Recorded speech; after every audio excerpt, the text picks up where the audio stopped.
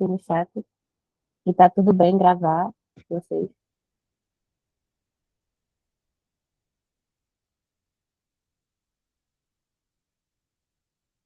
Vários joinhas. É isso. Então, pode Tá começar. certo. Beleza. Vamos lá. Boa tarde novamente, pessoal. Hoje vamos fazer o primeiro aulão de Java, que foi em parceria com o MDC. Chamaram aqui pra gente fazer uma revisão com vocês. Como eu tava falando antes, eu acho que a maioria do pessoal daqui deve ser do P3, mas se for de períodos antes, pelo menos já tem uma noção do que vai acontecer quando chegar nos períodos à frente, né? Enfim. Hoje é o primeiro aulão, porque já vamos ter dois. O primeiro é comigo, Milena. E a gente vai falar basicamente do básico, de introdução a PO, as classes, atributos, métodos, os objetos, construtores, encapsulamento e o que seria um sistema orientado a objetos. Já no segundo aulão, que vai ser essa quinta, dia 19, às 19 horas, vai ser com o Wendell. Eu acho que vocês têm mais contato com eles, né? O pessoal do PT, porque ele está mais quando vocês fazem as atividades no laboratório e afins. E ele vai justamente aprofundar na questão de atributos, métodos estáticos, composição e agregação, que é bem importante, herança, polimorfismo e, por fim, classes abstratas e interfaces. É isso, vamos falar desse ponto. E aí eu vou reforçar de novo que se alguém quiser fazer alguma pergunta no meio da aula, tiver alguma dúvida sobre alguma coisa em específica, vão falando, beleza? Seja aí no chat, ou então abrindo como é que fala? O microfone mesmo. Vamos lá. Bem, acho que é melhor a gente começar fazendo essa comparação entre paradigmas, ou seja, a forma que a gente vai estruturar um código. Eu sei que vocês já estão muito além disso, mas vamos dar uma revisada que é sempre bom, né? A programação estruturada, que era o que vocês estavam acostumados a fazer antes, no P1 e P2, é um paradigma baseado na organização do código em procedimentos e funções, executados em sequência. Ou seja, eles vão ser sempre do começo da classe main até o final, numa sequência, sem classes nem nada. Ela segue três estruturas principais, no caso, a sequência, o código é executado linha por linha, a seleção, que são as decisões do if ou switch, que ele vai fazer você pular certas partes do código, e a repetição, né, os loops, como o for e o while. Basicamente, a intenção principal da programação estruturada é que a gente foque no fluxo do programa. Aqui a gente consegue ver que tem a classe main declarada e a gente tem uma função antes, que é uma função para calcular uma área normal. Ela pode vir tanto antes da declaração da função da main ou depois. Nesse caso, ela vem antes e aí a gente já começa a main declarando, por exemplo, uma variável largura, outra altura, e aí a gente chega na linha de calcular a área.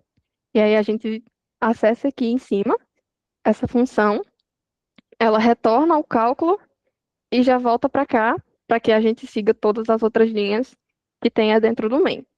Beleza? Sim. E aí temos a programação orientada a objetos. E ela organiza o sistema em objetos que representam entidades do mundo real. Essa é basicamente a melhor forma da gente explicar o que é a programação orientada a objetos, que a gente vai tentar representar no mundo computacional, certo? Seres ou então objetos que existem no mundo real. Cada objeto na, na PO, ele vai possuir seus atributos, que são as suas características, os métodos, que são o comportamento. E como já tinha falado antes, o foco está em modelar o mundo real. Nesse exemplo, a gente tem o que seria uma classe retângulo e abaixo a classe main. Na classe retângulo, a gente vai tentar colocar todos os seus atributos, características, que fazem de um retângulo ser um retângulo, por exemplo, a largura e a altura, e funções que façam sentido para essa classe, como, por exemplo, a calcular a área. E aí a gente vai vir na função main e criar um retângulo aqui, instanciando um retângulo, dando uma largura para ele, uma altura, e por fim, a gente vai printar aqui é, o cálculo da sua área. Mas por que a gente não pode usar só programação estruturada? Ou então por que que a gente tem que aprender o PO? Elas têm diferenças muito importantes e é por isso que a gente tem um foco a mais em PO. Na programação estruturada, a gente foca muito no fluxo de um programa. Como já tinha falado antes, a gente começa lá no comecinho da declaração da main e vai seguindo. Os únicos pulos que a gente pode dar é justamente quando aparecer um if, um switch, ou então o loop. Ou quando a gente tiver que acessar uma função que ela está ou antes da declaração da main, ou depois da declaração. Mas ela é sempre, digamos, baixo para cima e acabou. Os dados e as funções são separados. A gente normalmente declara, né, as nossas variáveis dentro do main e acessa as funções que eu falei que estão do lado de fora. Ela é muito conhecida por usar funções e ela é bem simples, né? A gente só usa main, acabou, declara tudo lá, faz tudo que a gente precisa e é isso. E ela é difícil de escalar. Escalar, no caso, seria adaptar o programa para atender um público maior, atender mais funções. É bem difícil imaginar um programa, por exemplo, um Instagram da vida, que a gente precisasse fazer só programação estruturada. Como a gente faria um código tipo Instagram só numa classe só? Basicamente impossível. Aí temos a programação orientada a objetos, que justamente ela foca nos objetos, ou seja, os seres que a gente está tentando adaptar para esse mundo da programação. Nós temos os dados e os métodos juntos, ou seja, nas classes que são os moldes para os objetos. Ele usa classes, objetos, é mais organizado para sistemas grandes e facilita a manutenção e a reutilização. Essa parte de manutenção e reutilização, ela se diz muito por conta da herança, polimorfismo, que a gente pode estar sempre usando os métodos de uma classe em outra, para não ficar tendo essa repetição sempre. E ela é muito organizada, porque justamente no exemplo do Instagram, a gente consegue separar, digamos, cada função, cada entidade num pacote diferente e não precisamos lotar a main de coisas, por exemplo. E aqui um ponto, porque a APO é mais utilizada hoje em dia, né? O PO ele se tornou um padrão porque resolve problemas de sistemas grandes. A organização do código, porque cada entidade vira uma classe. De novo, a gente não precisa fazer tudo na main, a gente separa tudo bonitinho por pacotes, depois por classes. A gente pode fazer, digamos, os pacotes das entidades, que seria um lápis, um carro, uma pessoa e afins, e fazer outros pacotes com outras classes para outras funcionalidades do sistema. A gente não precisa fazer tudo num só. Reutilização de código. Ó, com herança, composição, você reaproveita o código. A gente não precisa fazer, digamos, se a gente tem um sistema com uma pessoa, gerente e funcionário. Não precisamos fazer a mesma função ou atribuir os mesmos dados para eles de forma repetitiva. A gente pode colocar a pessoa como sendo o centro, e aí o funcionário e o gerente eles vão herdar dessa pessoa. E aí herda os métodos, os atributos, não precisa ficar repetindo o código toda vez. A manutenção fica mais fácil, porque, de novo, como fica separado tudo nos seus pacotes, nas suas classes, a gente não precisa ficar procurando num código enorme onde é que a gente tinha declarado um tal método ou um tal variável. Vai estar sempre guardadinho numa classe. E, de novo, ele é mais próximo do mundo real. É muito mais fácil a gente criar uma classe dizendo um cliente faz pedido, ou um pedido ele tem um produto, e um produto tem um preço, do que a gente fazer todo um malabarismo na main, com strings, doubles e afins, para que a gente consiga fazer essa relação. Beleza? Acho que por aqui é mais tranquilo, certo? Dê um joinha aí, por favor, para entender que tá tudo de boa. Ótimo. Muito joinha, só obrigada.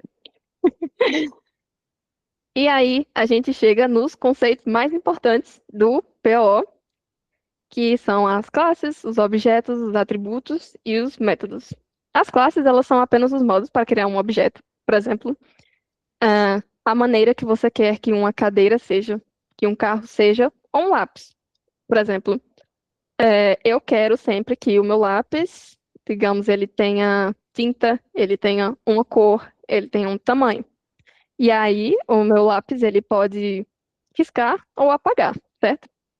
A classe, ela vai justamente te dar esse molde, te dar essas regras de como construir um ser ou um objeto. E aí, Quando a gente aplicar o conceito dessa classe, a gente vai ter o objeto, que é justamente uma entidade com estado e comportamento. Como assim, estado e comportamento? Basicamente, suas características e suas ações, tá? Quando nós fala assim, estado, ele só está falando de um atributo, só que de uma maneira mais formal, tá? Os atributos, eles são justamente as características de um objeto. Normalmente, eles são as características que fazem aquele objeto ser aquele objeto.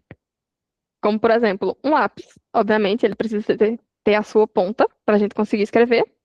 Ele precisa ter a cor da tinta, né? A gente não pode usar grafites em certas situações, nem tintas diferentes em outra, então a gente precisa saber daquilo ali.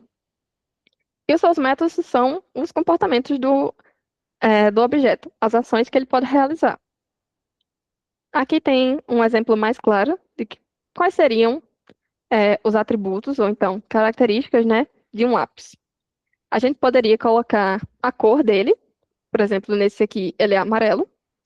A cor da tinta, aqui ele aparenta ser de grafite, mas digamos que seja preto. A marca, aqui não tem, né? Então vamos ignorar. E se ele possui uma borracha ou não. Nesse caso, a gente consegue ver que ele tem.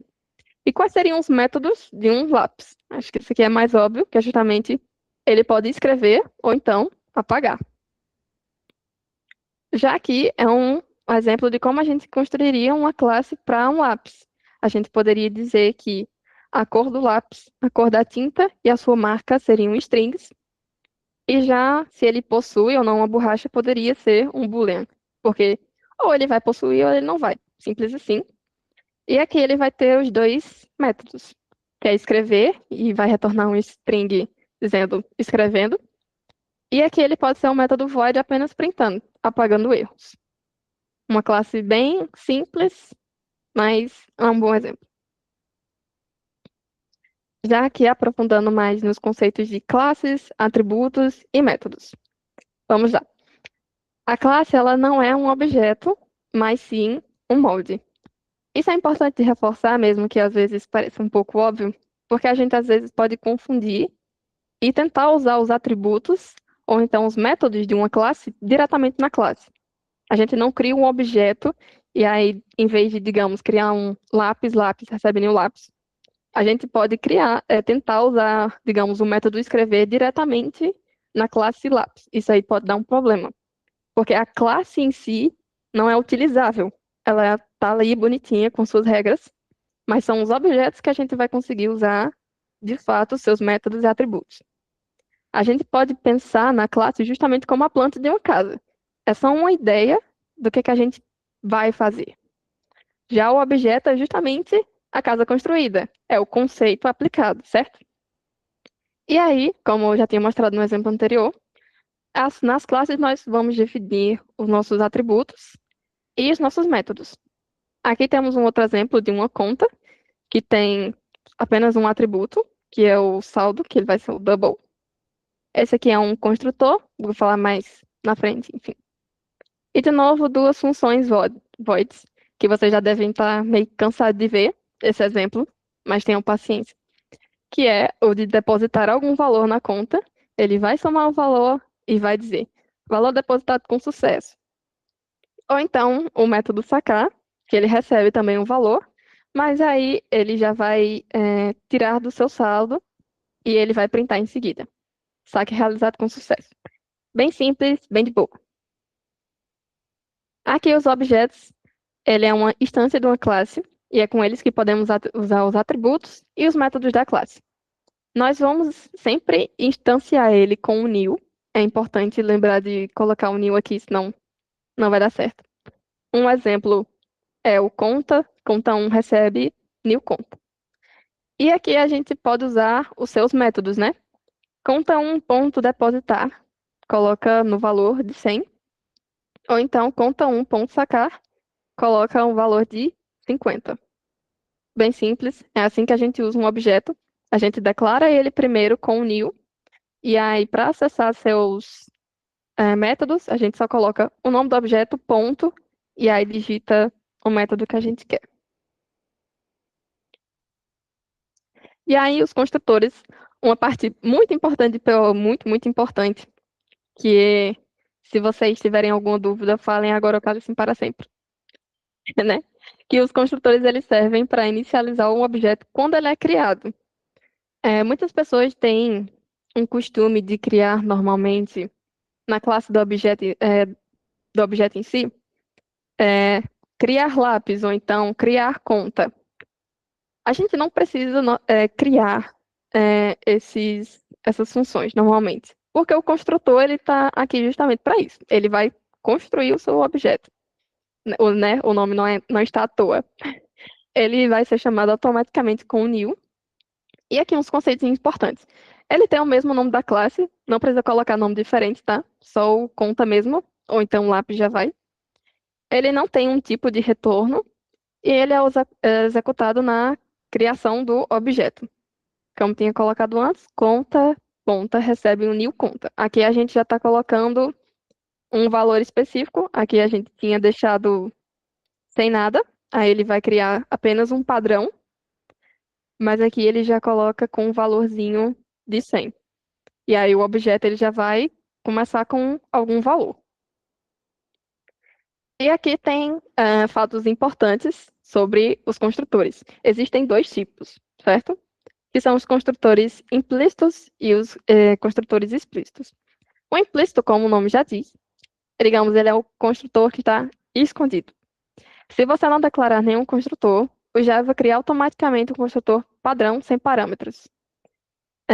Digamos que num exemplo, na classe lápis, você apenas coloque os atributos dela e os métodos. Você decide ignorar a criação do construtor. Então, mesmo que você não tenha colocado na sua classe, esse construtor ele vai existir lá.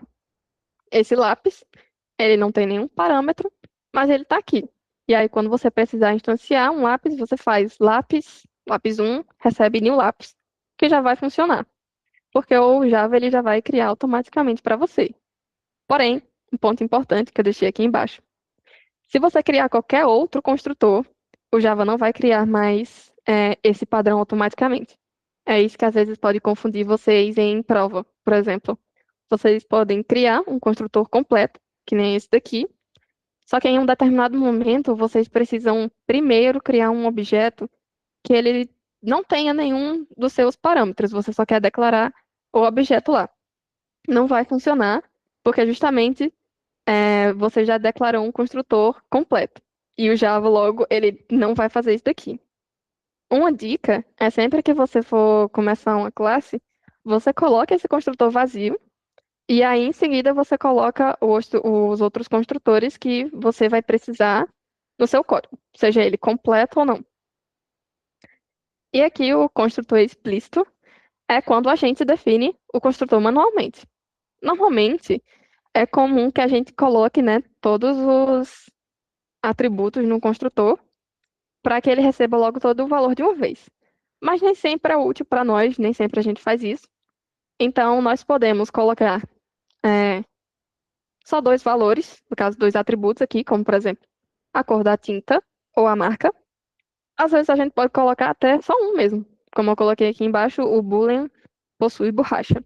Então, isso vai muito do que vocês estão fazendo, muito do que a questão está pedindo, do código, assim, enfim, né? Depende muito da situação. Beleza. Vamos chegar numa parte que eu acho que é a mais urgente, digamos assim. Ah, tá. Qualquer coisa eu mando esse slide para vocês depois, tá? Não tem problema não. Não sei se eu consigo mandar no, como é que fala, no grupo de avisos, mas qualquer coisa eu peço para a Rosângela colocar lá. Ok, Daniel? Vamos lá.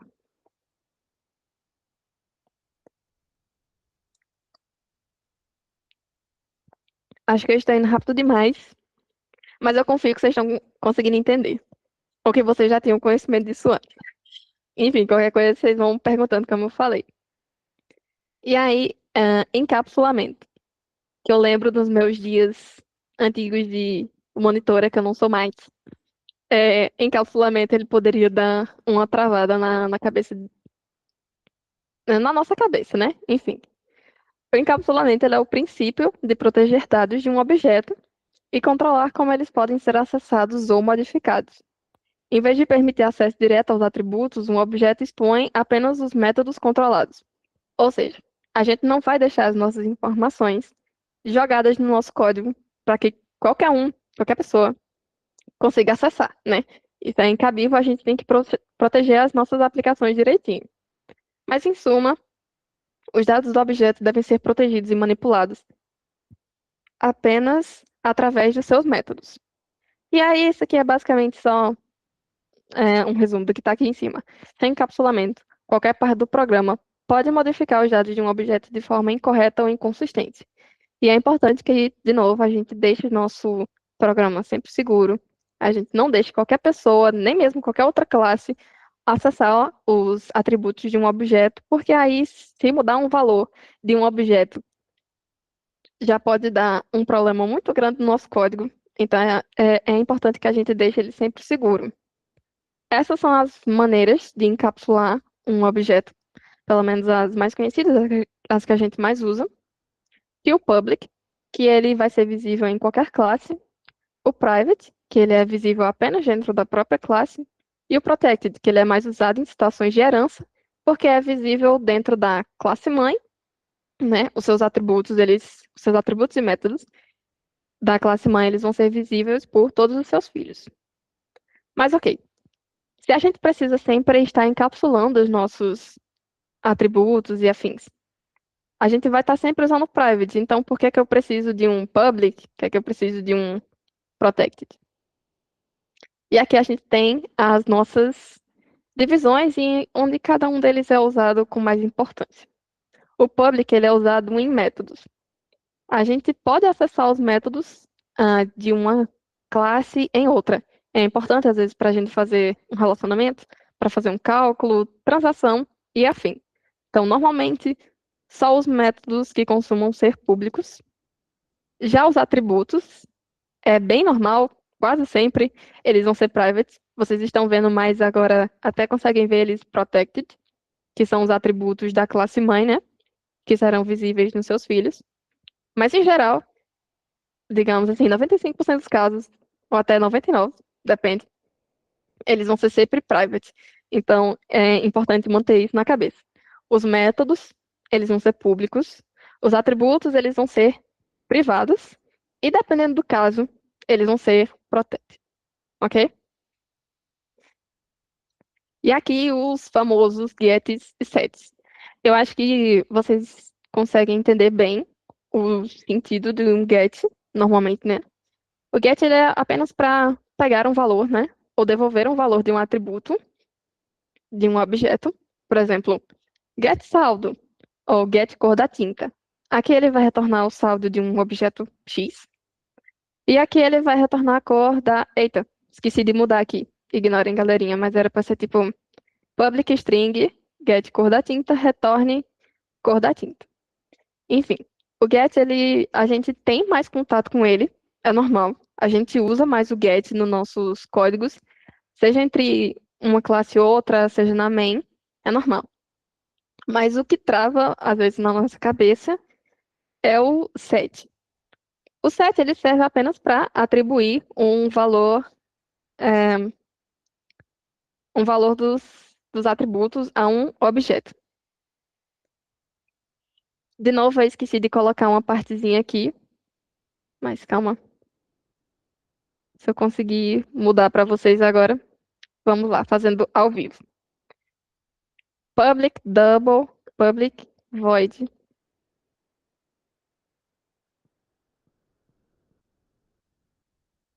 Valor. O set, ele não retorna nada, na verdade. Ele só vai setar um valor diferente para o atributo que você já tinha. Então, deixa eu só mudar isso aqui que eu explico melhor. Uhum.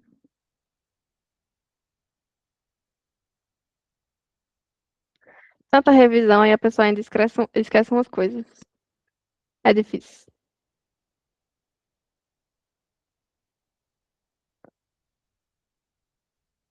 Pronto, agora foi.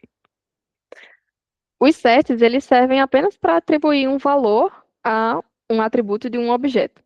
A gente tem, por exemplo, o saldo, e a gente quer dizer que se eu tinha um saldo de R$ 100, agora eu quero que ele tenha de 200. Então, a gente pode usar a função setSaldo, ela recebe um valor, que seria o saldo novo, e aí a gente faz de saldo, ou seja, o saldo que a gente tem até aquele momento no objeto recebe um novo valor. A mesma coisa acontece no, aqui de baixo, que é o set cor da tinta. A gente só vai receber um novo valor de tinta. Por exemplo, eu tinha uma caneta azul e agora eu recebi o valor preto. E aí eu só vou substituir isso com 7.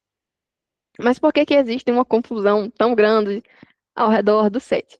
Porque normalmente, como a gente usa mais o get, né, é o padrão, a gente fica confuso. Caramba, por que que eu estou usando mais um e não estou usando tanto o outro?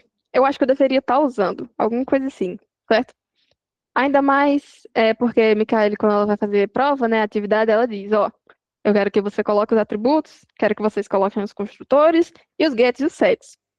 Aí, poxa, se ela pediu pra gente colocar esse set lá, é porque ele tem alguma coisa pra gente fazer, certo? Normalmente não. É só um padrão mesmo pra vocês saberem que existem. Obviamente, existem casos e casos. Existem códigos que a gente vai usar set com força e existem códigos que não. Pelo que eu lembro, assim, das atividades de vocês, ou do tempo que eu estava no P3, realmente o set ele não é usado tantas vezes. Ele é só para te dar, digamos, uma dor de cabeça a mais. Porque normalmente a gente cria outras funções que eles vão fazer uma função parecida com o set. Essa coisa do saldo, num contexto de conta, né? A gente cria normalmente a depositar, né? Então, não usamos isso aqui de fato. Usamos mais outras funções. Mas ainda assim, ele é importante que a gente declare isso sempre nas nossas classes, porque é meio que um padrão. A gente sempre vai começar de novo com os atributos, vem para os construtores, coloca os getsets, mesmo que vocês não vão usar, tá? E aí, no final, a gente vai colocando as nossas funções. É basicamente um padrão, principalmente aí para vocês. E aí, um exemplo do mundo real de encapsulamento para ficar assim, um pouco mais claro do porquê que a gente usa, né? Imaginem que vocês vão no caixa eletrônico, seja tirar dinheiro vocês mesmos, ou então falar com aquela menina lá da caixa lotérica, ou que vocês abrem aí o aplicativo do banco de vocês. Vocês não vão acessar diretamente o saldo, né? Vocês não vão lá abrir o aplicativo, digamos, do Santander, vocês vão lá ver o seu saldo, vão clicar lá em cima e, pô, eu tenho R$ 250 agora, estou achando pouco. Vou mudar para 1.000. Não é assim que funciona, né? O mundo seria muito bom se fosse assim, mas não é. Então é por isso que aquele valorzinho do seu saldo, ele está encapsulado. Você está apenas vendo ali. Aquilo ali não é nada mais, nada menos do que um get, né? Você não pode acessar, ele não está printando, digamos, o valor do saldo diretamente. É apenas uma função que está te mostrando o que que você tem. E aí, se você quiser mudar, né, esse saldo, seja é, aumentando ele ou diminuindo, aí você vai usar as funções depositar, sacar, enfim. Só que, né, disfarçadamente, com os botões bonitinhos que a gente tem nas interfaces do nosso aplicativo. Ou então, é, como os que tem, eita, os programas que o pessoal da lotérica tem, né? Nem eles mesmos vão acessar o nosso saldo diretamente. Apenas as funções que eles têm acesso. É isso. E aí eu vou tentar mostrar vamos fazer um exemplozinho. Uh, se eu tenho um exemplo, então, a gente vai fazer um agora, da conta. Ou então, se vocês quiserem um outro exemplo, a gente pode fazer.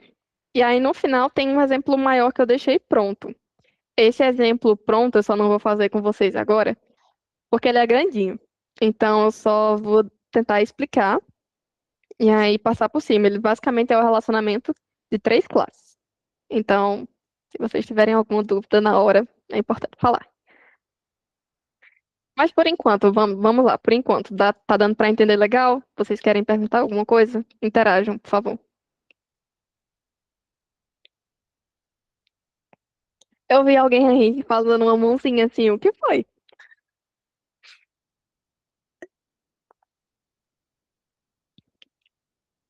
Vocês querem, por exemplo, eu já tinha deixado, tinha feito ontem, né, no caso, um exemplo de conta. Mas vocês querem uma coisa diferente de conta e lápis, porque pode ser repetitivo, sei lá, um animal, alguma coisa assim, de um estudante, cai muito pra vocês, né, coisa de estudante, né?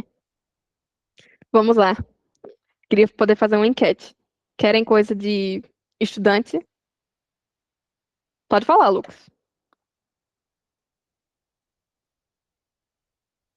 É, estudante livre cai bastante. Não sei se levantou por engano. Enfim, se quiser falar, pode abrir o microfone aí. Mas vamos tentar fazer então um exemplo de um bendito estudante que traumatizou muita gente. Ô, porcaria.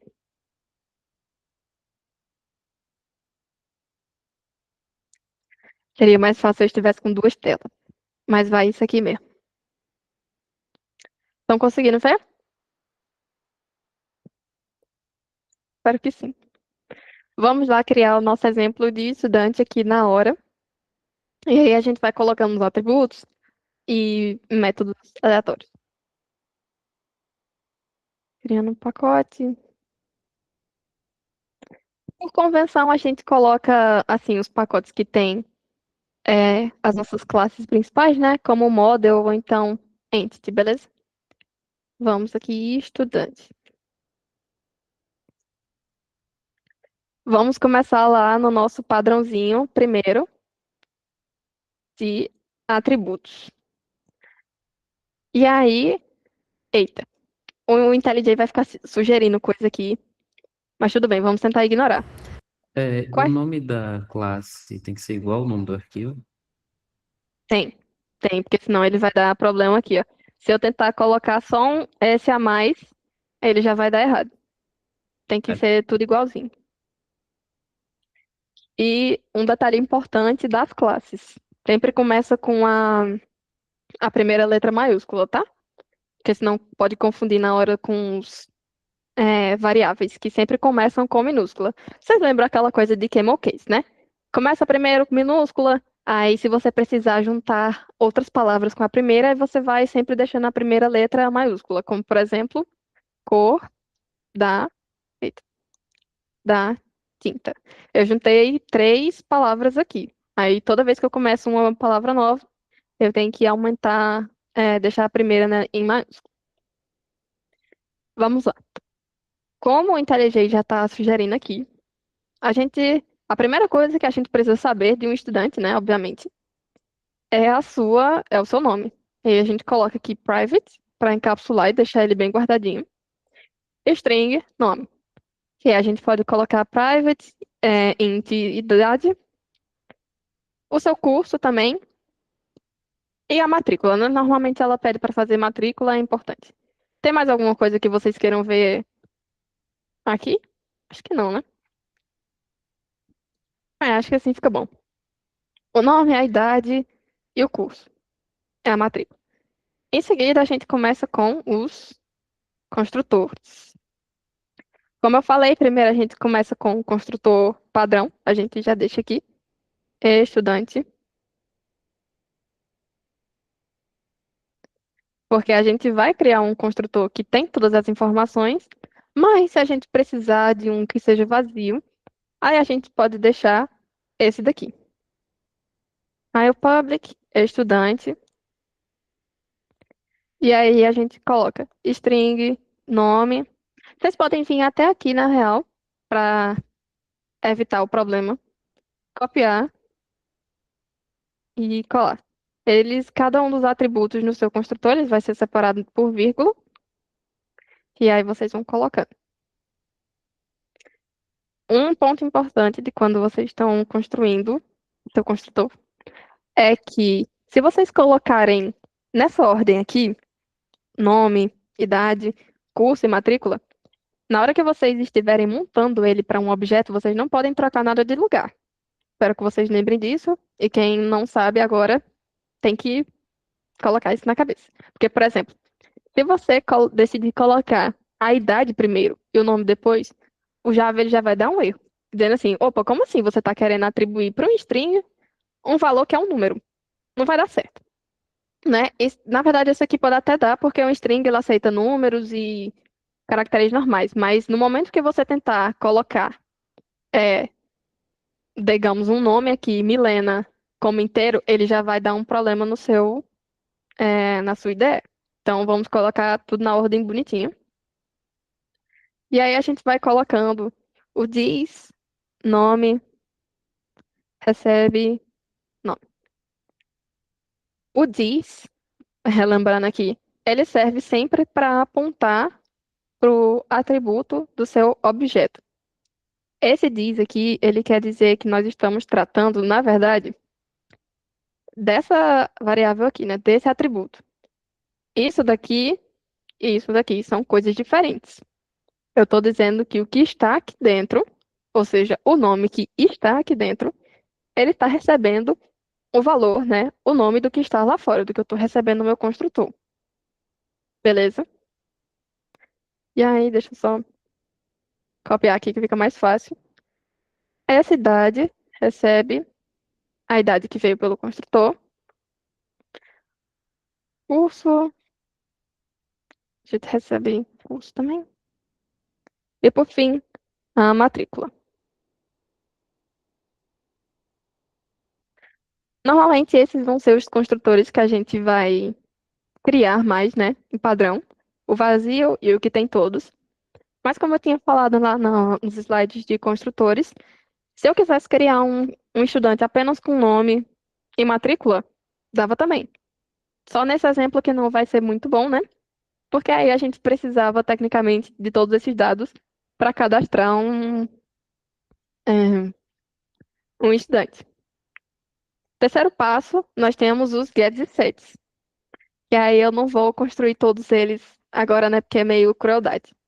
Mas vamos fazer o primeiro. Como é um método, ele vai começar aqui com um public. E por ser um get, ele já vai retornar. E aí ele vai retornar o que, dependendo do que você quiser, né, criar, qual get você está criando. Nesse caso, vamos seguir a ordem, vamos retornar o nome. O nome ele é um string. Então, public string. E aí, por convenção, quando a gente está criando os gets e sets, né? A gente sempre começa com o nome get set primeiro, e aí depois a gente coloca o nome do atributo que a gente está utilizando. No caso, get, nome. O get ele não recebe nada, mas ele vai retornar o nome, certo? Padrão do get. Ele vai estar sempre retornando o valor que você precisa. Já o set, ele não retorna nada, justamente porque a gente apenas está atribuindo um novo valor para nossa variável, que nesse caso é o nome, ou seja, a gente vai precisar receber um novo nome. E aí vamos fazer de novo. Diz, nome, recebe, nome, que é a mesma lógica que tinha aqui no construtor. O nome do objeto vai ser substituído agora pelo nome que tem aqui no set. Alguém tentou falar alguma coisa? Acho que não, né? Ó, aqui no IntelliJ, para vocês, eu não acho que vocês usem muito. Normalmente é mais o Eclipse. Eu queria ter feito essa aula no Eclipse, mas esse computador não está aceitando o Eclipse, infelizmente. Então, aqui no IntelliJ, vocês podem clicar no botão direito. Aí vocês vêm em Generate, Getters e Setters. E aí vocês podem dar um Ctrl A e selecionar que vem tudo. Recomendo vocês a fazerem isso no momento, talvez quando vocês estiverem estudando, às vezes, né, para adiantar um negócio a mais. E caso vocês já tenham noção de como se constrói um get set. Mas como a Micaela normalmente ela vai fazer uma prova no bloco de notas, né? Ela vai pedir para você fazer esses get sets na mão. Então, se você não tiver noção de como constrói eles, é melhor você fazer eles um de cada vez. Ah, mas é muita coisa. Faz parte, infelizmente. É isso. E aí, seguindo, a gente pode construir os nossos métodos. Normalmente na hora da prova também existem duas opções, ou ela vai dizer o método que ela quer, né, que vocês, digamos, construam, ela dá lá um ou dois métodos para vocês fazerem, ou então elas pedem para você inventar. Aí o primeiro, assim, padrão, é o, pode ser esse estudar aqui, ele é um bom exemplo, mas vamos fazer um mais bonitinho. É o public void mostrar dados do aluno. Isso aqui a gente não precisa de parâmetro nenhum, porque as informações que a gente vai querer buscar, elas já estão dentro da própria classe, que no caso são os atributos que a gente já tinha colocado ali em cima.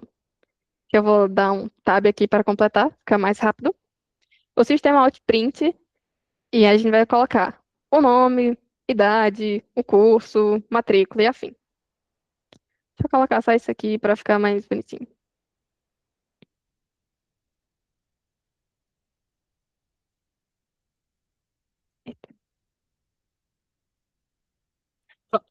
Informações do estudante.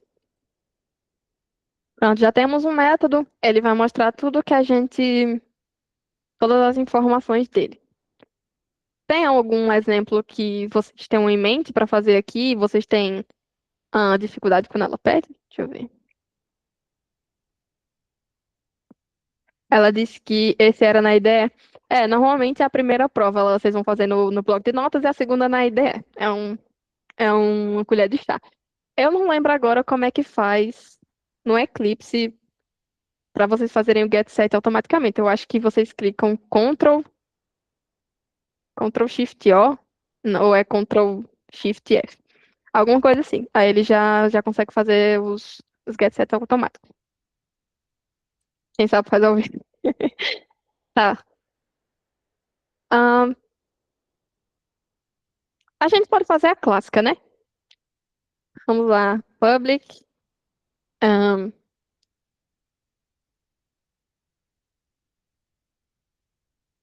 Vamos lá. Double. Média.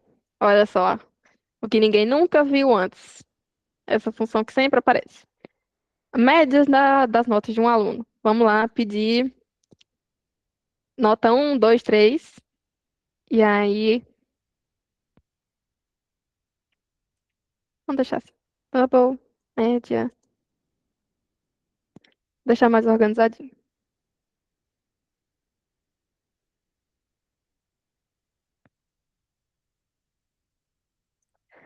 Vamos lá calcular a média do aluno. No caso, a gente vai pedir três notas, que são double, e aí a gente vai somar elas três, e aí dividir por três, e no final retornar. Função simples, de boa. Ahn, Vamos ver. Essa função, em outros contextos, ela não estaria aqui, mas vamos deixar abaixo. Public, Boolean, verificar a aprovação. Vamos lá, né? Rápido. Verificar a aprovação. No caso, vamos verificar se ele passou de ano, ou então se ele passou naquela prova em específica. Como é que a gente faz isso? Existem várias maneiras de fazer tanto essa função quanto essa daqui. Aqui, por exemplo, a gente poderia deixar void e só printar, fazer o cálculo aqui dentro e só printar. A média do aluno foi X. Ou então a gente pode fazer dessa forma simples aqui e só retornar o valor. E aí, quando for na main, a gente, digamos, faz um printzinho bonito. Acho que pode deixar dessa forma. Eu acho que eu vou deixar as duas aqui, porque aí eu mando pra vocês e vocês decidem a melhor forma de fazer. Aqui, void, system.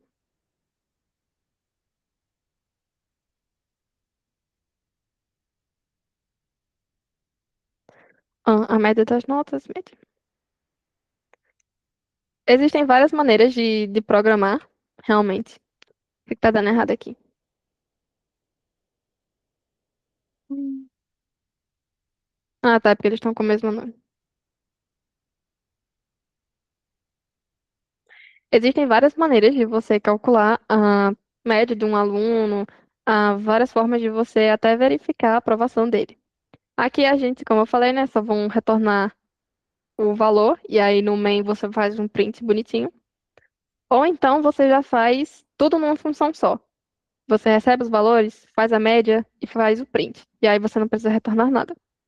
Você pode decidir de qual forma você quer fazer, só que, é, normalmente a gente prefere essa daqui, mas aí depende do contexto da sua prova, da sua atividade e afins, certo?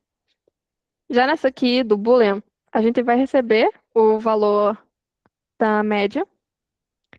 E aí a gente vai ver se ela foi maior ou igual a 7, e aí vamos retornar true, que o aluno ele foi aprovado. Mas caso tenha sido menor que 7, aí ele vai ser reprovado. Essa função, ela depende diretamente dessa daqui, porque ela calcula a média e já devolve o resultado que a gente precisa para usar ela.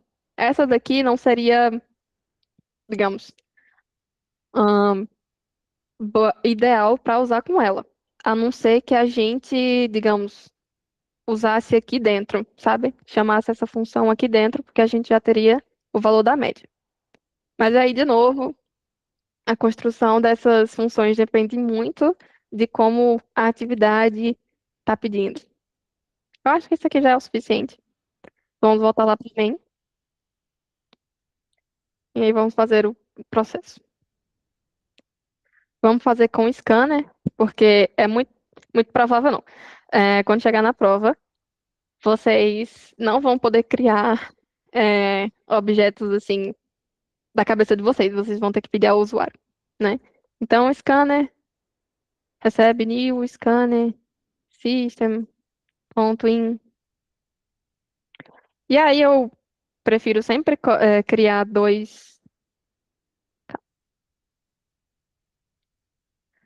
Eu prefiro sempre criar dois scanners quando eu estava fazendo esse tipo de questão, porque quando você usa um só e aí você vai pedir um string e depois pedir um número, seja int ou double, acaba dando um bug e o Java ela acaba sumindo com o segundo valor.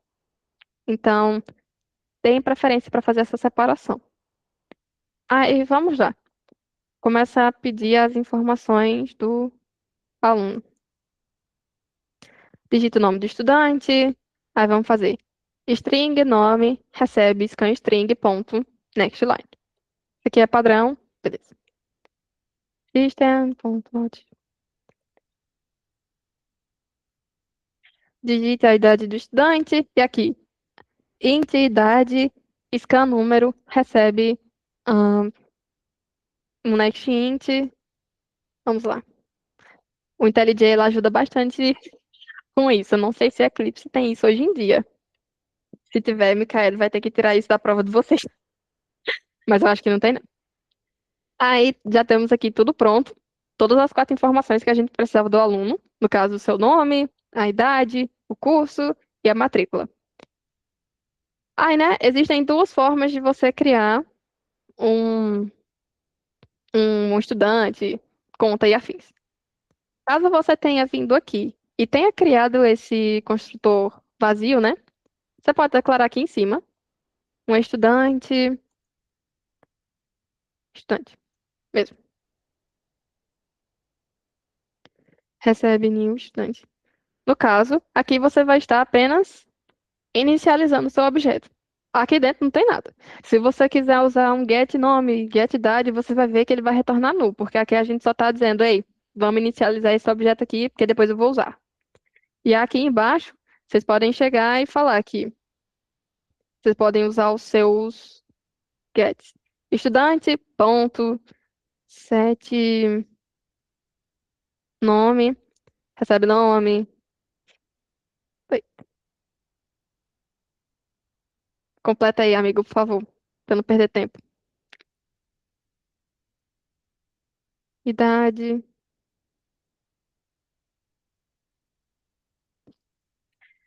Então, essa é a primeira forma de fazer. Se lá em cima você declara primeiro o seu objeto, deixando ele vazio, então aqui embaixo você vai pedir, né, os valores E aqui embaixo você vai setar é, tudo bonitinho. O que ele tá reclamando aqui? Vamos ver. Contact.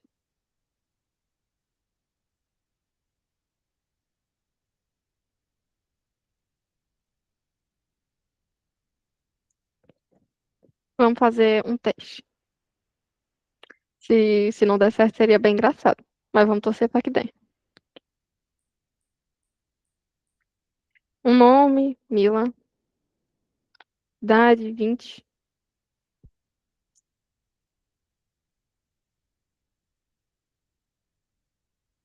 E aí, pronto. Ciência.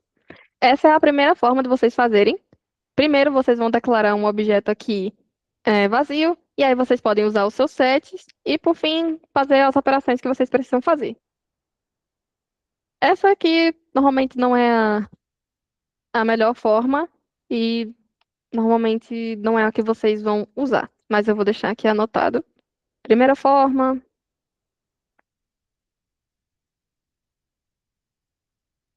E primeira forma, para ser usado, né, com a primeira forma. Normalmente, o que é que a gente vai fazer? A gente vem aqui embaixo, depois de ter pegado todos os valores, vai fazer estudante, estudante, recebe, new estudante, e aí a gente vai colocar todos os valores na ordem do construtor, bem bonitinho. E aqui embaixo, em vez desse print, vamos colocar estudante, ponto, mostrar dados do aluno. Vamos lá de novo.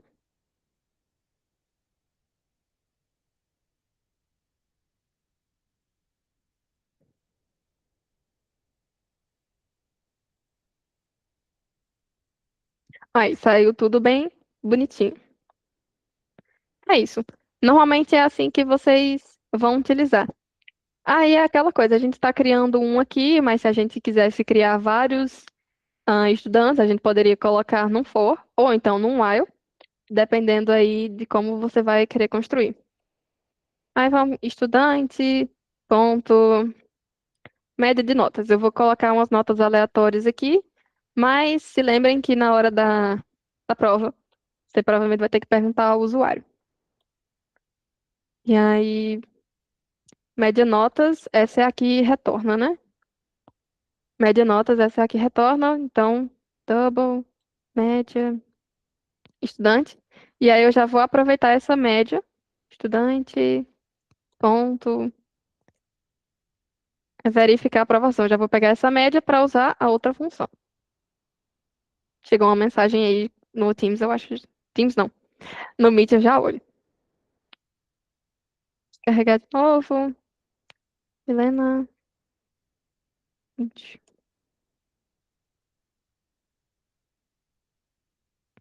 E aí ele já vem com as informações do estudante.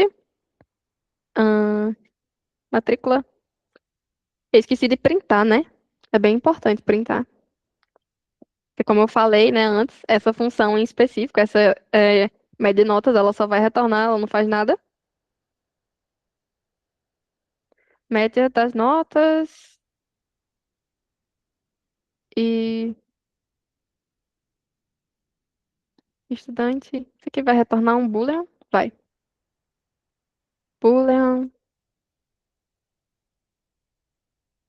resultado. E aí a gente pode fazer. Se o resultado. Opa, ajuda aí. Obrigada. Se o resultado for true, então o estudante foi aprovado. Caso ele tenha sido falso, então o estudante foi reprovado. Vamos lá.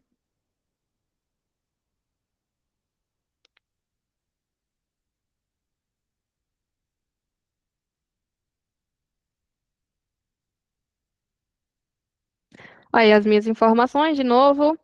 Aí tem a média de nota que ficou esse esse 666. Dá para organizar depois, mas enfim, é irrelevante. E aqui o estudante foi aprovado, ou seja, está tudo funcionando como deveria. Normalmente essas funções, elas são sempre recorrentes. No caso de fazer a média, verificar se passou. Obviamente, elas vão ser bem mais articuladas do que o que está aqui, mas é uma noção.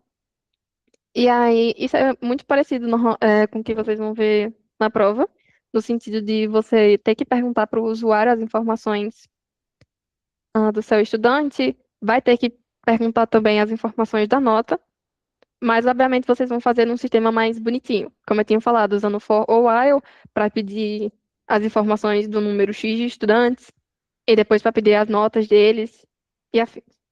Mas em geral mesmo, é assim. E aí, de boa? Dá para usar isso para fazer um CRUD? Tem forma melhor. Como assim fazer um CRUD? Explique aí o seu ponto, porque CRUD já é outra coisa mais para frente. Poderia mudar o formulário agora, vou ter que sair de. Eita. Ok. É 1 hora, né? Ahn, Se vocês quiserem sair, ou se quiserem continuar, eu estarei por aqui. Mas deixa eu mandar. Deixa eu pegar aqui. Porque ainda ainda falta um ponto. Mas basicamente a gente viu boa parte dele. Isso aí é da lista de presença, mas é aquela coisa. Se vocês quiserem continuar, só para mostrar a última parte, que é um exemplo maior, e no caso, assim, é o mais importante, seria bom. No caso, deixa eu mostrar aqui de novo o Canva, aqui, que seria, depois a gente vê encapsulamento, né? E aí o sistema orientado a objetos, que eu acho que talvez seja a parte que causa um pouquinho mais de confusão, que é o relacionamento das classes entre si. No caso, um sistema orientado a objetos é um sistema de software construído a partir de objetos que interagem entre si. Ou seja, vocês não vão ter um sistema apenas com alunos, né? Vocês vão ter alunos que vão interagir com os professores, que vão interagir com a turma. Uma turma, ela pode ser uma classe, uma escola até mesmo, e enfim. E aí, em vez de organizar os nossos sistemas em funções, organizamos objetos que representam entidades, do domínio de um problema. Nesse sistema, a organização é fundamental. Antes de programar, é preciso pensar. Pronto. Esse exemplo aí que eu queria mostrar para vocês, eu não cheguei nele e simplesmente programei, né? Eu tive que pensar, poxa, tá, como é que uma classe ela vai se relacionar com a outra? Como é que isso vai funcionar? Isso faz sentido. É importante, quando vocês pegarem na questão, você analisar primeiro, antes mesmo de colocar no papel, antes mesmo de colocar assim na ideia, você pensa, pô, eu estou entendendo o que é que essa questão está pedindo, o relacionamento entre as entidades, isso é bem importante. Porque aí a gente vai primeiro para esses 4 passos. O primeiro, quais as entidades que existem no sistema, quais os dados que essas entidades possuem, quais as ações que elas podem realizar e como é que elas se relacionam. Como é que elas se relacionam pode ser um probleminha às vezes. Mas aqui, trouxe como exemplo, espero que fique claro, que seria o banco, o cliente, uma conta no sistemazinho de UML. Eu acho que vocês já estão familiarizados com isso, porque normalmente tem nas provas. Não sei se já na primeira unidade tem, mas na segunda vai ter, tem até acho que nas atividades de vocês. E aí, como é que funciona esse sistema em específico? Nós temos as nossas 3 entidades, banco, conta e cliente. Cada um tem os seus atributos aqui, ó, e os seus métodos. Elas têm os seus relacionamentos um com o outro. E aí a gente teria que montar, né? Digamos. O banco, ele vai ter apenas o seu nome mesmo. Mas aí é importante se ligar, no caso, no relacionamento que ele tem com as outras entidades. Aqui está aparecendo que como se o atributo dele fosse apenas nome. Mas aí, quando a gente vem para o lado aqui do cliente, a gente consegue ver esse ponto asterisco. O que é que isso quer dizer? Ele faz relação a como esse banco vai se relacionar com o cliente. Então, ele está dizendo aqui, basicamente, que um banco ele vai ter vários clientes, entendeu? Então é como se você imaginasse que o banco, além do atributo nome, ele vai ter uma lista de clientes. É normal que um banco ele não tenha só um cliente, né? O ideal é que ele tenha muitos, milhares, né? Então, é nesse sentido. Só que aí um banco também, ele vai ter as contas que ele gerencia, né? E aí, de novo, aparece aqui o um ponto, ponto, asterisco, que significa que um banco, ele também tem várias contas, certo? Ou seja, no final, o banco ele não tem apenas um atributo que seria nome. Ele tem um nome, ele tem uma lista de clientes e agora ele vai ter uma lista de contas também.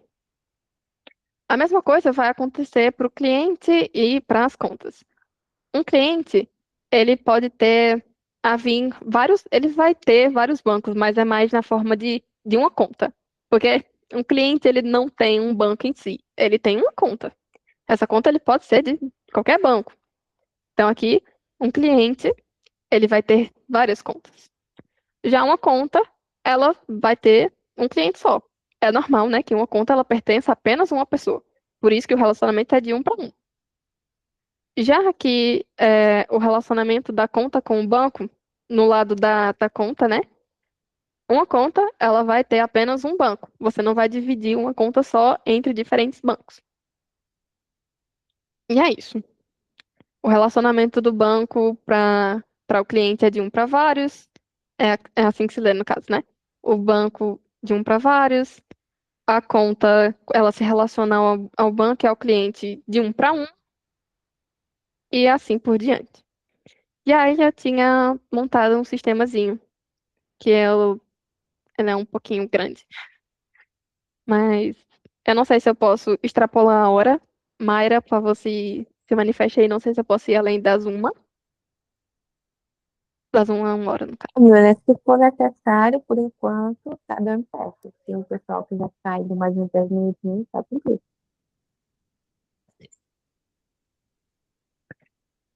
Vamos aqui, vou mostrar. Qualquer coisa eu mostro só os relacionamentos.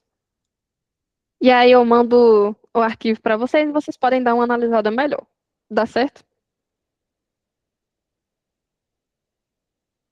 Beleza. Lá vamos nós pro IntelliJ de novo.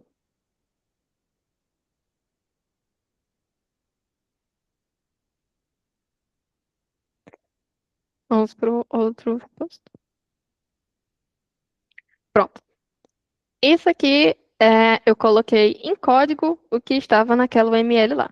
Aqui a gente pode ver do ladinho, né? Que tem o nosso pacote model, que tem o banco, cliente e a Tá, conta. olhando só um momento, tá mostrando outra tela. Eita, acho que foi errado.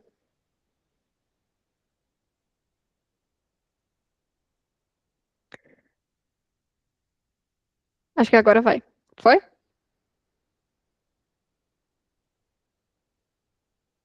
Alô? Tá, eu tô vendo só o. Ué, tá aí não?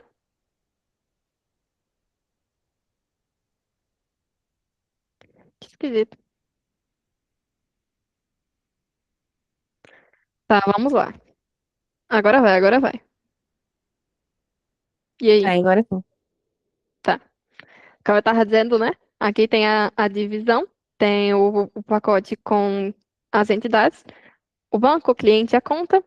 E aqui nessa separadinha tem a main. E aí tem todo o relacionamento que tem naquela UML. Primeiro vamos vir aqui em cliente, né? Que eu acho que é mais fácil explicar. O cliente, ele vai ter o seu nome, o seu CPF, vai ter aqui o construtor padrão, o construtor que a gente coloca as suas informações, que nesse caso é só o nome e o CPF. Essa forma aqui esquisita que vocês estão vendo é o IntelliJ. Eu não sei por que ele faz isso, mas ele coloca as coisas do get set numa linha só. Fica muito feio, mas deixa aí, né?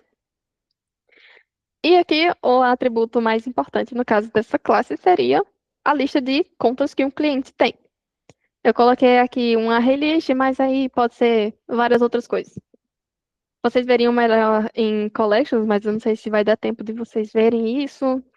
Mas enfim, é basicamente uma lista, gente. Vocês estão ligados, vocês devem ter umas contas aí na Nubank, se dívida no Santander, alguma coisa.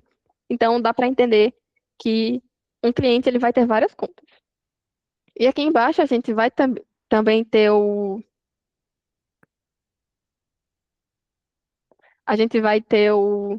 get da lista de contas. Vocês conseguiram ver, provavelmente, que tem aqui o set de contas. Mas eu tirei, porque isso aqui estava quando eu fiz daquela forma automática lá.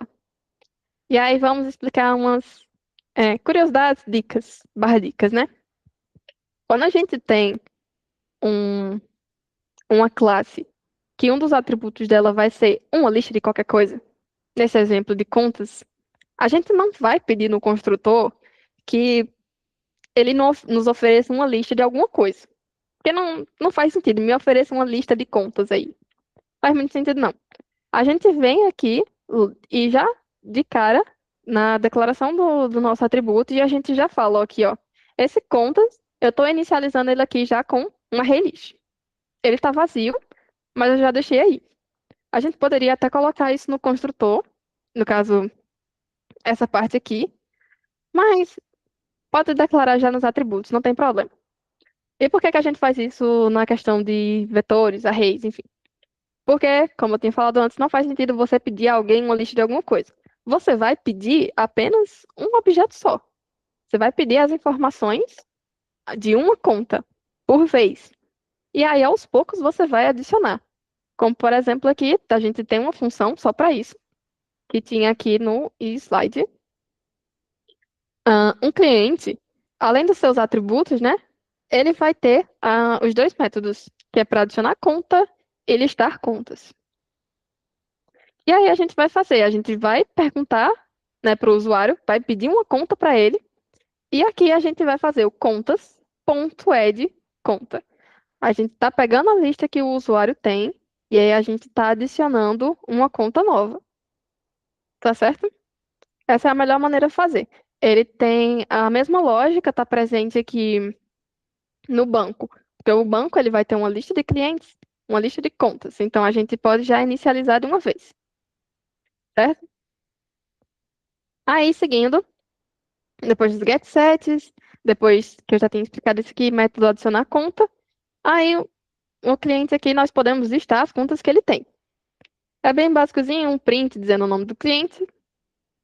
E aqui a gente está usando um for each, que é para printar cada conta presente nessa lista de contas do cliente. Vou colocar aqui o nome do banco, e aí eu pego conta.getbanco.getNome, e aqui essa já é uma função própria da classe contas, que é a de mostrar saldo. Isso aqui mostra porque é importante que os métodos eles sejam públicos, porque isso aqui é um método da classe conta, mas que eu estou conseguindo usar dentro da classe cliente, entendeu? Eu não posso acessar diretamente os atributos de conta, ó. Se eu colocar aqui, não vai aparecer, por exemplo, o saldo nem nada, apenas o get saldo, porque aí eu não vou poder alterar, o seu valor. Apenas usar as funções que ele já tem para mostrar seu saldo e afins. E aí vamos vir aqui para a conta para ver o que é que tem. Ela tem o seu número da conta, tem o seu saldo, o banco que ela pertence e o cliente que ela pertence também. Tem o seu construtor vazio e aqui um exemplo de um construtor diferente.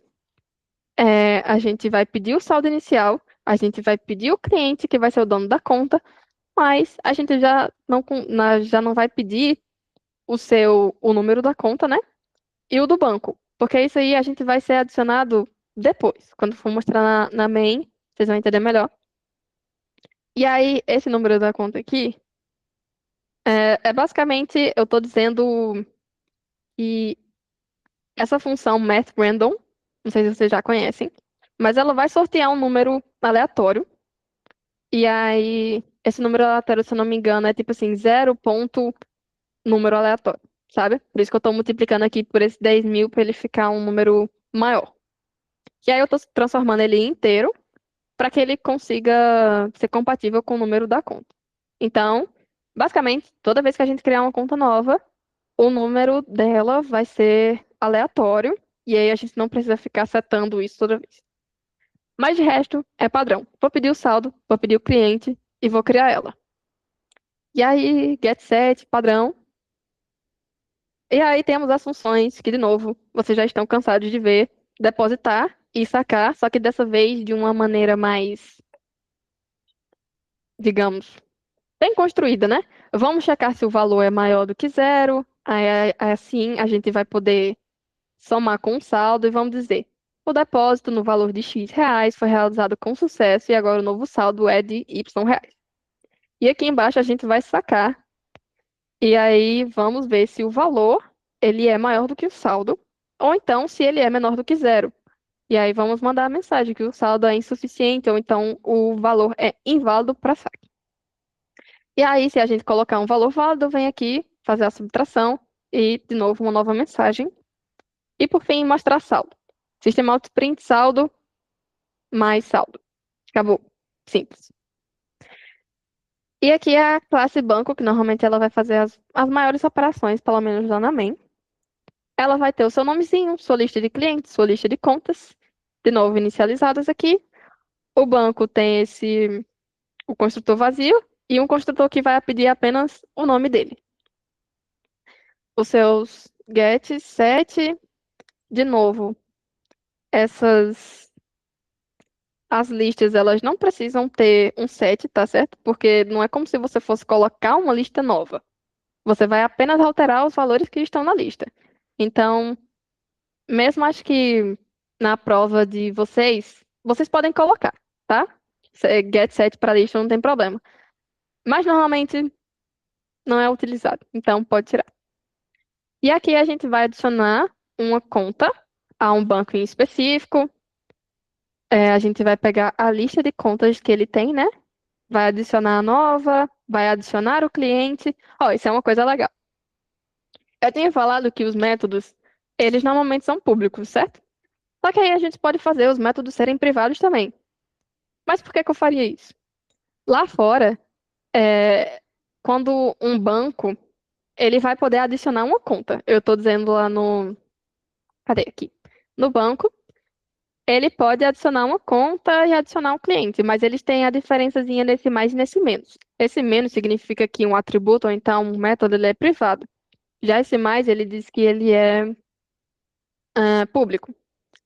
E aqui, digamos, no contexto desse código, faz muito mais sentido um cliente, um banco, ele adicionar uma conta. Então, vai lá criar a conta, o banco vai adicionar ela. Só que aí é importante que o banco ele tenha também as informações do cliente. Então, eu posso adicionar esse cliente também. Só que aí não é uma função que eu vou usar na main, sabe? Digamos, eu não vou adicionar um cliente de forma assim qualquer. Eu só vou adicionar ele se ele tiver uma conta. Então, eu posso deixar esse método público aqui, que ele vai ser utilizado lá na main. E eu posso criar um método que é para adicionar cliente e deixar ele privado, porque aí ele só vai ser utilizado dentro dessa classe banco. Especificamente, dentro da função adicionar conta. Aqui eu vou colocar contas.addConta e já aqui embaixo, no adicionar cliente, eu preciso de um cliente novo para que ele seja adicionado na lista de clientes do banco. E aí eu só faço pegar um conta.get cliente. Talvez eu esteja repetindo conta e cliente muitas vezes, mas eu espero que não tenha ficado confuso. É assim mesmo. Continuando, depois de ter adicionado a conta, o cliente, vamos dar um system print aqui para dizer, ó, a conta para o cliente fulano de tal, né?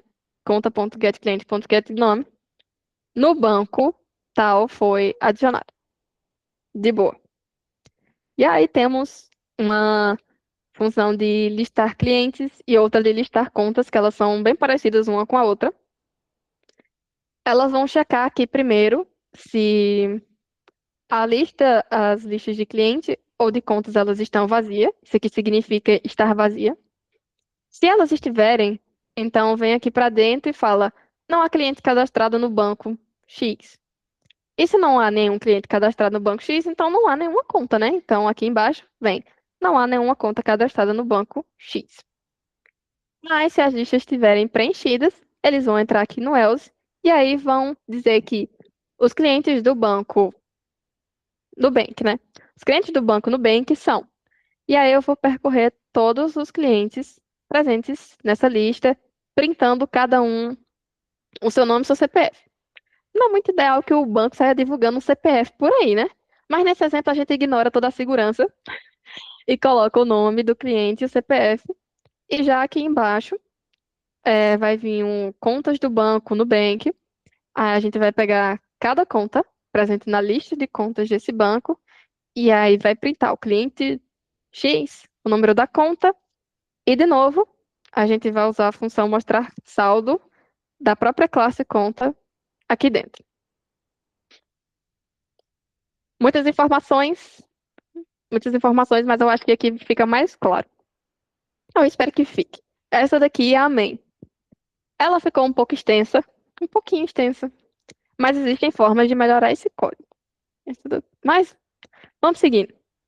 Primeiro, eu decidi aqui criar alguns bancos de exemplo. O Nubank, o Inter, Santander e Bradesco. Eu já coloquei as variáveis com os nomes do banco, porque aí fica mais simples, fica mais, né, intuitivo. E aí, cada um dos bancos, eles são inicializados já no construtor e eles já recebem apenas o valor do seu nome. Em seguida, a gente vai pedir as informações do cliente, que nesse caso é só o nome e o CPF, e aqui a gente já vai criar de vez. E aqui embaixo, quantas contas você pretende criar? E aí você pode colocar uma, duas, 10, enfim, se você tiver paciência de usar isso daqui. Aí vai ter o nosso for, que vai de 0 até antes da quantidade de contas, né? E vai adicionando cada um no i mais uma vez. E aí ele vai sempre perguntar, no começo da iteração, em que banco você deseja abrir a conta. Digite 1 para Nubank, 2 para Inter, 3 para Santander e 4 para o Bradesco. Aqui eu vou armazenar a resposta do que o cliente quer. E aqui embaixo eu já vou pedir diretamente qual é o valor do depósito inicial. E aí eu já vou criar a nossa conta inicializando com o cliente que a gente tinha criado aqui em cima e com o saldo inicial que a gente acabou de setar. Já essa resposta que eu tinha pedido, né, em que banco o cliente ele vai querer criar a sua conta, aí eu vou fazendo aqui essa cadeiazinha de ifs. Se a resposta for igual a 1, então eu vou setar que é, a conta, essa conta em específico, o banco dela é a Nubank, ou seja, o dono dessa conta, né, é o Nubank. E aí eu já vou pegar o Nubank e vou colocar adicionar conta no caso. É essa funçãozinha aqui. Ai, cadê? Ah, tô errado. Essa função de adicionar conta aqui, que ele já vai adicionar de novo a conta e o cliente. E a mesma coisa para esses de baixo aqui. Dependendo da resposta, só vai realmente mudar o banco. Eu acho que isso aqui é bem intuitivo, dá para mostrar os valores dos sets, como a gente está usando o set, né? E como a gente está usando a função adicionar conta presente na classe banco. Por fim, a gente vai pegar o nosso cliente e vai adicionar na nossa. Vai usar a função adicionar conta. Adicionar conta, que é simplesmente para adicionar uma nova conta na lista de contas de um cliente. Eita, até eu já estou ficando enjoada dessas palavras. Mas tudo bem. E aqui, por final, é apenas para a gente usar as outras funções que a gente tinha criado de cliente, de banco, e testar se está tudo funcionando como deveria. Vamos lá para um exemplo, que eu acho que fica bem mais claro do que eu repetir a mesma coisa muitas vezes. Vamos lá, cliente, Milena, CPF. Quantas contas? Eu vou criar 4 contas. Então, a primeira vai ser no Nubank, e aí eu vou colocar R$ 100. Eu vou abrir uma no Santander, colocar 200. Vou abrir outra no Nubank e colocar dessa vez 400. Foi 4.004, mas tudo bem, né? Tô com dinheiro. E por fim, a última vai ser no Inter. E aí o depósito inicial, 800. E aí veio as várias informações. Primeiro, a gente vem aqui nessa info cliente, que ela vai printar a lista de conta que um cliente tem. No caso aqui, eu tenho duas na Nubank, uma tem R$ 100 de saldo, a outra tem 4.004. Eu tenho uma conta no Santander, que tem 200, e já no Banco Inter eu tenho 800. Beleza, foi tudo certo. E agora vamos para as informações de cada banco. Eu tenho duas contas na Nubank. Então apareceu aqui, clientes do Banco Nubank, meu nome duas vezes, com meu CPF certinho. E já aqui, ó, contas do Banco Nubank. Cliente Milena, número da conta 5613. O meu saldo, e aí, de novo, cliente Milena e o número da conta 2343. Esse cálculozinho aqui, ele serve justamente para que dê, ó, valores diferentes. Porque eu não estou adicionando esses R$ 4.004 à conta que eu já tinha antes. Não, eu estou criando uma conta diferente. Então, já dá para ver que tem os valorizinhos diferentes. No Inter, eu também tenho uma conta lá. Eu tinha adicionado R$ 800 e aqui está o número da conta bonitinho. Santander é a mesma coisa, tem um cliente, tem o número da conta e o saldo. E aí eu não coloquei nada no Bradesco, né? Então ele não tem clientes, não tem contas. Basicamente é isso. Depois de muitas contas, muitos clientes depois, acabamos.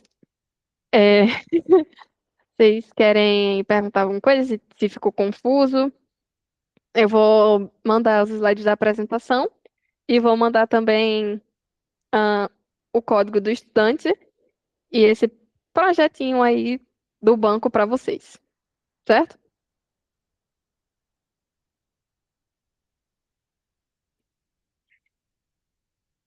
Muito obrigada pelos joinhas. Alguém quer se manifestar?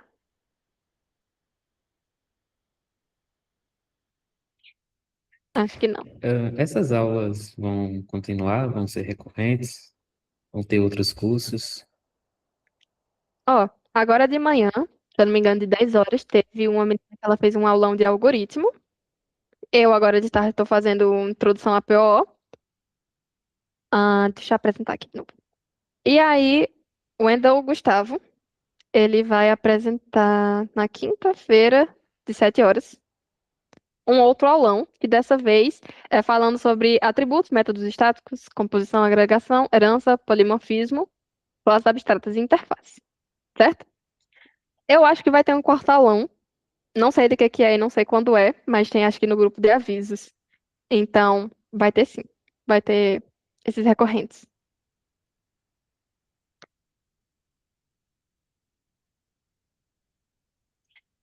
E aí, galerinhas, é isso. Não fiquem com medo, pelo amor de Deus, abram o microfone aí pra falar. Ou então, se já estiver tudo bem por vocês, aí vocês abrem esse link aí e falam: Poxa, a aula foi muito massa, ela ensinou muito bem. É isso. Mas, de resto, por hoje é só. Ok. Aula muito boa. Parabéns